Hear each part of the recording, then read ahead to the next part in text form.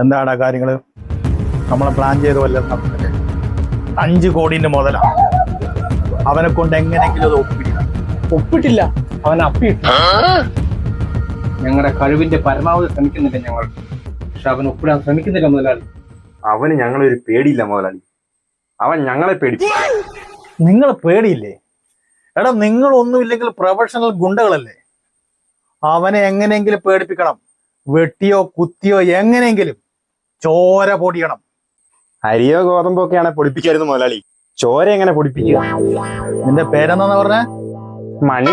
ഇടക്കണേ, ഓനെ കൊണ്ട് എങ്ങനെയായാലും അത് ഒപ്പിടിക്കണം. പോയി ഒപ്പിടിപ്പിക്കടാ. അത് ഒപ്പിടിപ്പിച്ചിട്ട് ഇങ്ങോട്ട് വന്നാൽ മതി, മനസ്സിലായ? ശരി മുതലാളി, ഞങ്ങൾ പ്രൊഫഷണൽ ഗുണ്ടകളാണ്.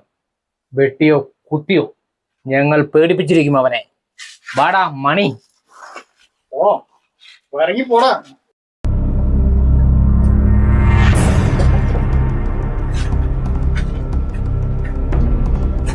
എന്താടാ, ഓനെ പേടിപ്പിച്ച? ഞങ്ങൾ അവനെ പേടിപ്പിച്ചു മുതലാളി. Very good. അവന്റെ 2 കാലുകൾ ഞങ്ങൾ കൊത്തിയില്ല. അവന് നടന്ന് വീട്ടിൽ പോണ്ടേ? അത് ശരിയാ.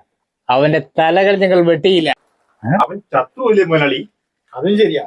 പകരം അവന്റെ 2 കൈകൾ ഞങ്ങൾ അറുത്തെടുത്തു മുതലാളി. എടാ പൊട്ടന്മാരെ, അവന്റെ കൈ വെട്ടിയാൽ എങ്ങനെയാണ് അവനെ ഒപ്പിടുക? എന്റെ 5 കോടി കൊണ്ട് തൊലിച്ചടാ പട്ടികളെ.